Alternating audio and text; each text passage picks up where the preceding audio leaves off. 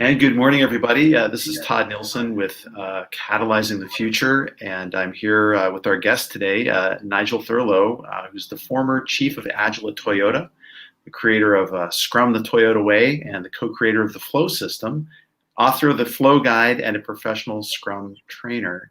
And Nigel, welcome. It's good to see you. Hey, good morning, Todd. Nice to be back with you again. Likewise.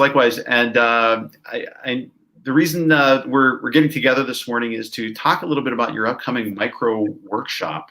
We've got a day of micro workshop events coming up on December the 9th as part of Catalyzing the Future. And your particular workshop is titled Sensemaking and Weak Signal Detection, which is fascinating. I was wondering if you could maybe tell us a little bit about it this morning. Yeah, I'm looking forward to the micro workshops. I think it's a great format. It'll be interesting to see how that works for all the participants. But one of the things I've been involved in for many years in the lean world is problem solving. And we're very used to sort of looking for root cause analysis. I am a reasonably practiced practitioner in sort of A3 problem solving, the famous sort of technique from Toyota. But there are problems out there that cannot be solved with simple reductionist techniques. So 5 why analysis, root cause analysis is what's known as a inductive or reductive technique. We reduce things down to a common root cause. Unfortunately, there are problems out there in our complex world which we cannot reduce down to a single root cause. And things like global warming, maybe even the American election could be an example of that right now. So wicked problems, if you would. Wicked. Right. So you're talking about the sort of definitions of churchmen. So churchmen defined 3 types of problems back in 1967. We got simple problems where we both agree on the problem and the solution. We've got complex problems where we agree on the problem, but we don't agree on a solution. And wicked problems are where we neither agree on the problem nor the solution. And so wicked problems would be something that would be very much illustrative of some of the challenges we have at the moment. Got it. But so let's talk a little bit about weak signal detection and sense making, because this is a 90-minute micro workshop. It's not sort of a 2-day course with a beautiful certificate at the end. This is a sort of a quick dive into sense making and understanding it. But I want people to leave with a utility. I want people to leave with something they can actually use. So the idea of sense making comes from Wyke and latterly from Dave Snowden, the creator of Cynefin, who is a friend of mine. So of course I'm mildly biased. But essentially, how do we make sense of the world that we live in? How do we take in all these various different inputs and actually make sense of them and decide what to do next, which is different than just doing simple root cause analysis. Weak signal detection is how do we detect the things we should have detected that we just miss? We ignore the things that should be staring us in the face. And maybe COVID's an example of that. There were some weak signals. We didn't see them. Of course, nobody was really looking.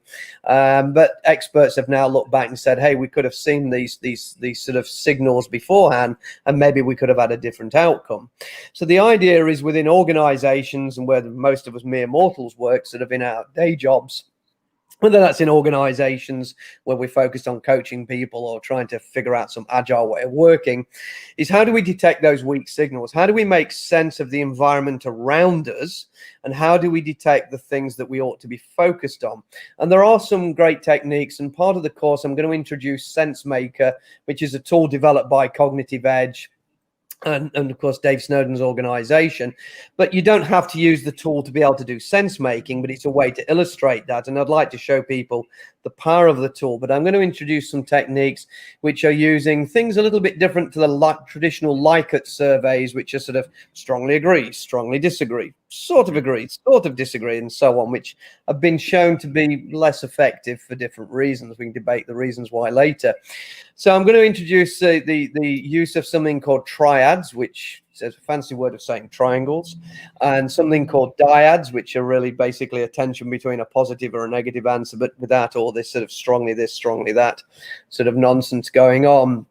But I'm also going to introduce 1 or 2 other techniques to help people be able to ask questions in a way that participants can answer in a totally unbiased, non-anchored way. The challenge with a lot of survey techniques, 360 surveys, which people have no psychological safety with anyway, and other techniques, is that the way you ask the question biases how they answer the question.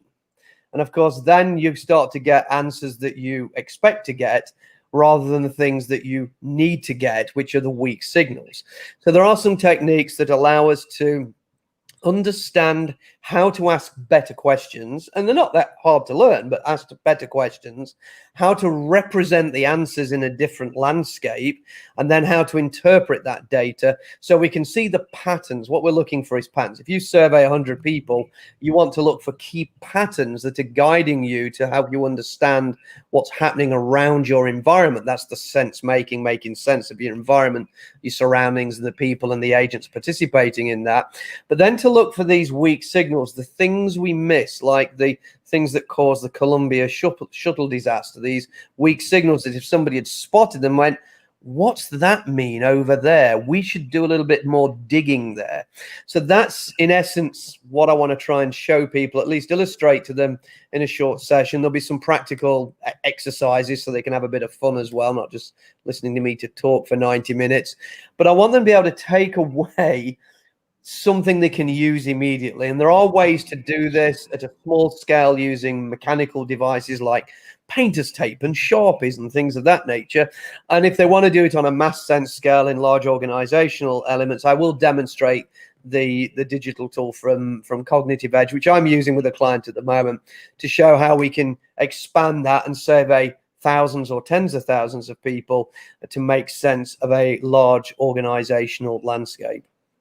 It sounds fascinating and very very practical minded, which I think was our goal for all of these workshops. But I think in particular, being able to come away with a tool set that we can apply to our own situations, I think is going to be very powerful. Nigel, who do you think is going to make the most out of attending a conference like this or a workshop like this? Of course, practitioners, anybody who's working in the practitioner field, in the coaching field, in the organizational sort of design field. But I really feel that if we can attract decision makers, executives, senior leaders into this will reveal to them techniques which they can see very easy praxis, very easy utility in, that they could easily use. They could learn the technique and then have the coaches and the practitioners execute the technique on behalf of the organization. And indeed, the organization, I'm working with an international bank on this at the moment, and the CHRO, the Vice President of Human Resources, is leading this charge, because we're talking about humans. We're talking about sense making and situational awareness for human beings, these human factors, the sort of behavioral sciences, the team science side of things.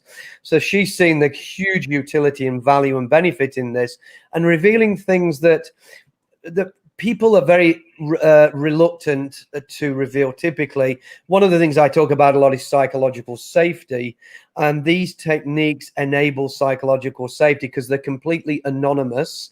There is no way anybody can personally identify any respondent's information, and the way we signify, the way we give our answers and responses are done in such a visual and graphic way that it protects the people participating and just makes the pattern detection extremely simple, without saying, well, we know who said that, then let's go sort that out. So having leaders see the power of that and the way it can be a delta, a change within their organization, how they find out information, and then the practitioners who will actually execute it, I think it would be valuable for both those groups.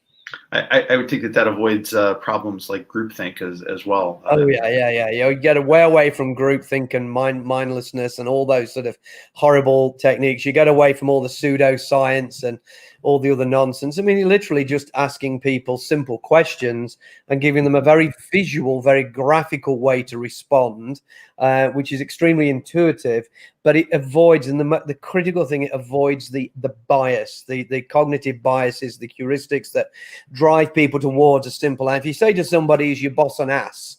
Then we know if the boss is asking that question, what answer they're seeking. So no, of course not, right?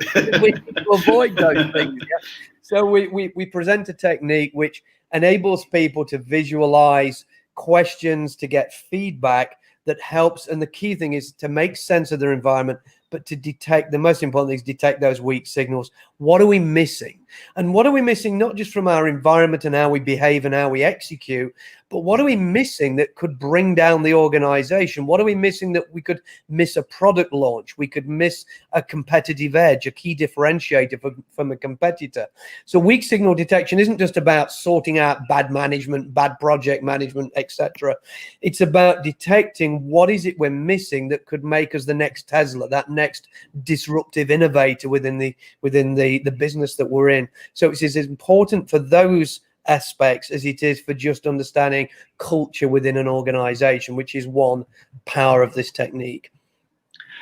The name of the workshop is Sensemaking and Weak Signal Detection.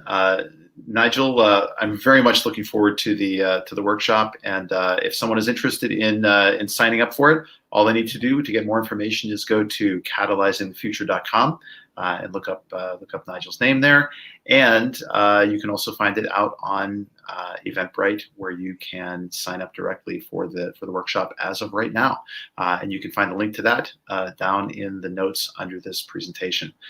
Nigel, thanks again for joining me today. Thank you very much, Todd. Take care. Thank you, everyone. Bye-bye. You too. Bye.